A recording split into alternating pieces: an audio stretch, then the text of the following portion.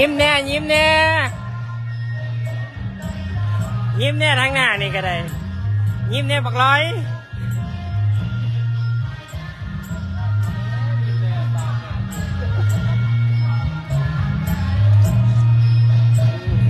เอาการแสดงสดเนี่ยเป่าแคนกับเป่าเป็นเหมือนเดิมเลย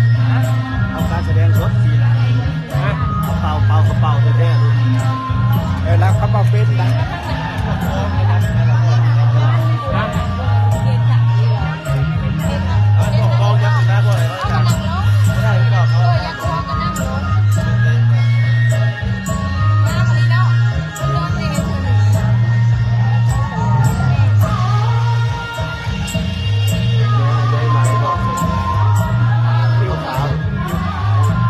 อะไรนะ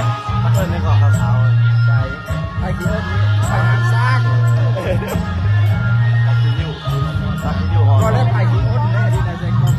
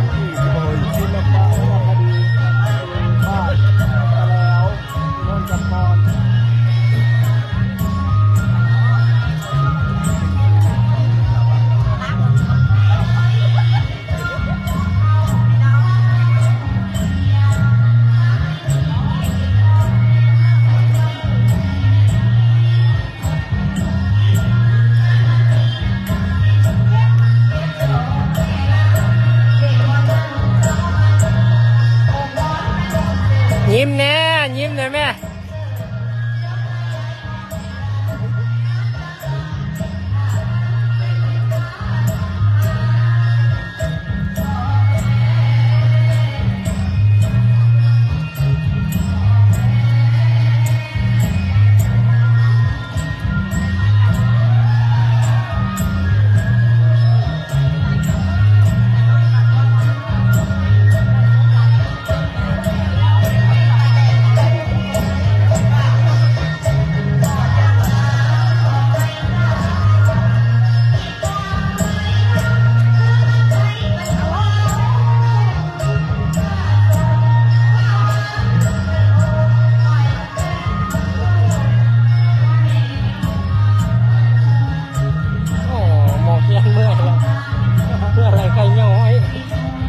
หมอกแกนเนื้อไหลไก่น้อยหมอกแกน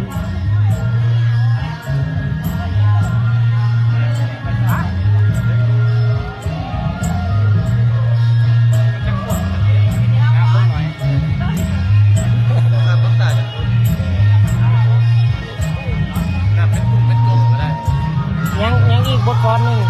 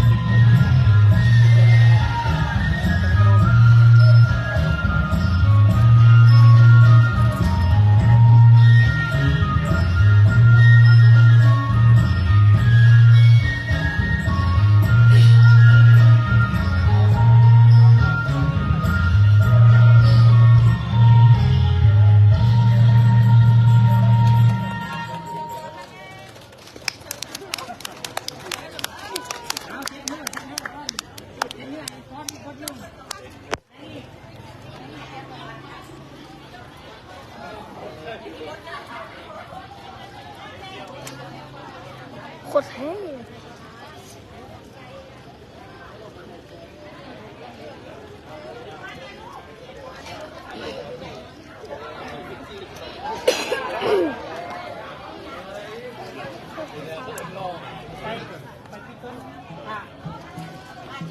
เอาเด้อปัจจัยอยู่ในผ่าในเจ้าไปวิทย์ เพิ่งจะหอบก่อนบ่ได้หรอ เบิ่งเอาในไลฟ์สดซะ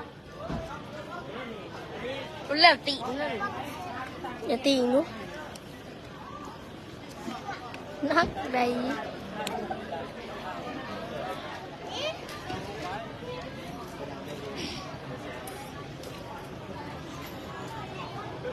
ลำบังแม่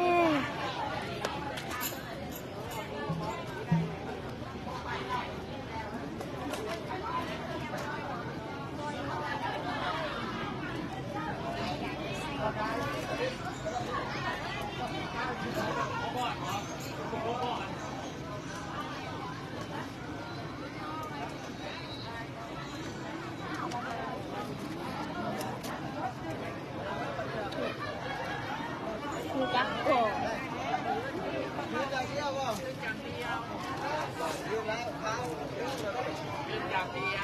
ยืนไลฟ์ปาร์ตี้กันเลย